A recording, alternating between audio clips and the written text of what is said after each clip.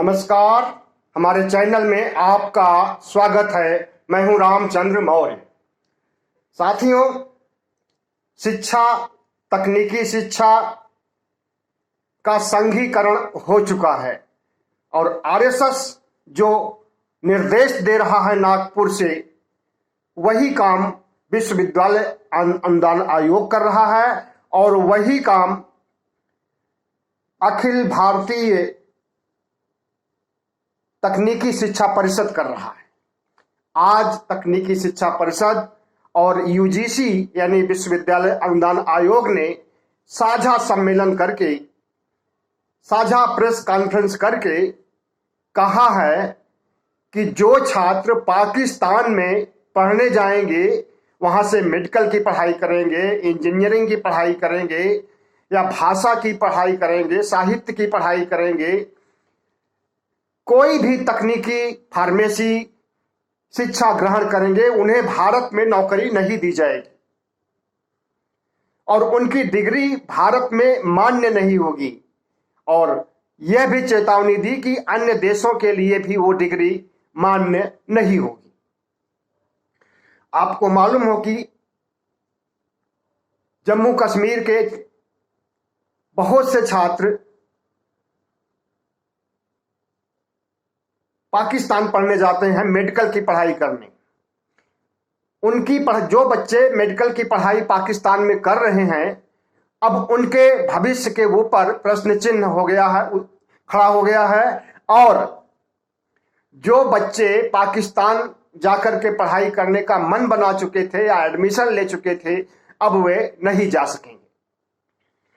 तो ऐसा सम्मेलन, प्रेस कॉन्फ्रेंस करने की क्या जरूरत है जिससे कि दोनों देशों के प्रति कटुता, नफरत और ज्यादा बढ़े।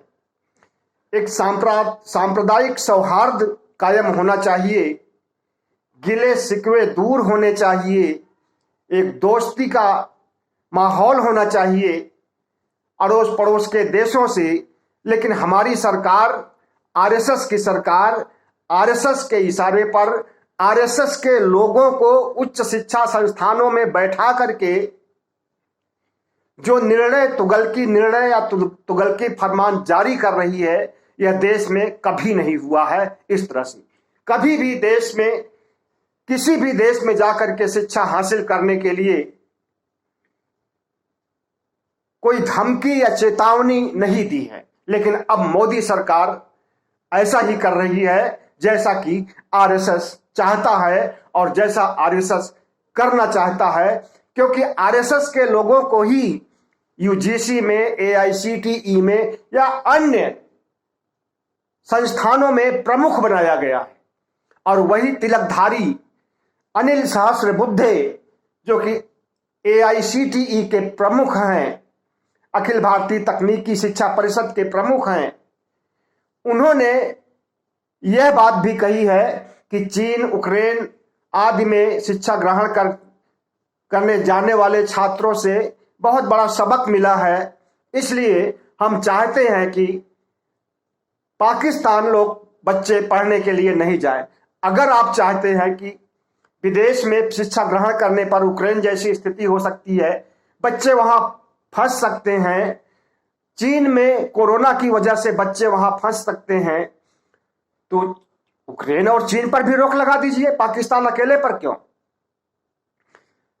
अफगानिस्तान पर भी लोग रोक लगा दीजिए, वहां तो तालिबान का शासन है।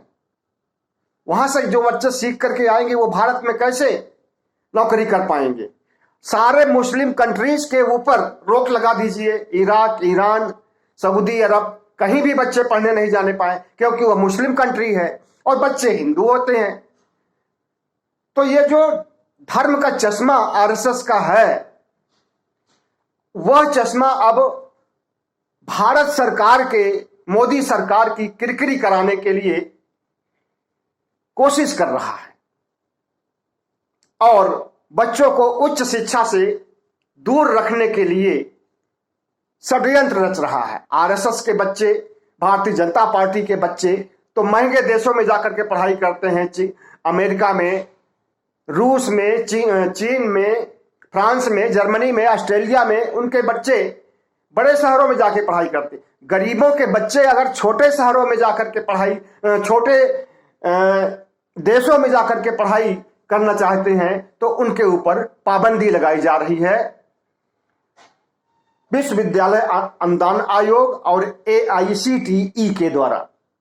तो साथियों, शिक्षा का भगवाकरण हो चुका है, तकनीकी शिक्षा का भी भगवाकरण हो चुका है, और इतिहास को मिटाने के लिए जो हमारा वास्तविक इतिहास रहा है उसे वामपंथियों का इतिहास कह करके, वामपंथी इतिहासकारों का गलत इतिहास साबित करके ये भगवा संविधान के अनुसार अपने जो इतिहास गढ़ रहे हैं, जो अतार्किक, असत्य, अव्यवहारिक रहा है इतिहास, जिसका कि कोई अस्तित्व नहीं था। उदाहरण के लिए ये दिखा रहे हैं राजस्थान के और दूसरे बीजेपी शासित राज्यों में, मध्य प्रदेश में ये पढ़ाई हो रही है, बच्चों को पढ़ाया जा रहा है, राम और कृष्ण के बारे में पढ़ाया जा रहा है, रामायण और महाभारत के बारे में पढ़ाया जा रहा है, इसे बाकायदा सिलेबस में शामिल किया गया है। और महाराणा प्रताप का जो हल्दी घाटी में अकबर से युद्ध हुआ था, उसमें महाराणा प्रताप को, या जितने भी युद्ध महाराणा प्रताप से और अकबर के बीच में हुए हैं, सब में अकबर को हारता हुआ दिखाया जा रहा है इतिहास में, और महाराणा प्रताप को जीता हुआ दिखाया। जबकि आपको मालूम है कि कई ऐसे युद्ध हुए थे जिसमें महाराणा प्रताप को मुंह की खानी पड़ी थी। तो ये आदर्श बघार रहे हैं और इतिहास को छिपा रहे हैं, इतिहास को दबा रहे हैं, इतिहास को नष्ट कर रहे हैं। और अब वो बातें इतिहास तक ही सीमित नहीं रह गई है, बल्कि तकनीकी शिक्षा परिषद और विश्वविद्यालय अनुदान आयोग में भी भगवाकरण की वजह से ही अनिल सहस्त्रबुद्धे ने इस बात को कहा है कि अगर पाकिस्तान में पढ़ करके बच्चे लौटेंगे तो उनकी डिग्री मान्य नहीं होगी, उन्हें नौकरी नहीं दी जाएगी। झूठा इतिहास जो हिंदुत्व को महिमा मंडित करता है, इनके द्वारा गढ़ा गया इतिहास नहीं माना जा सकता है, क्योंकि इतिहास सच्चाई पर आधारित होता है।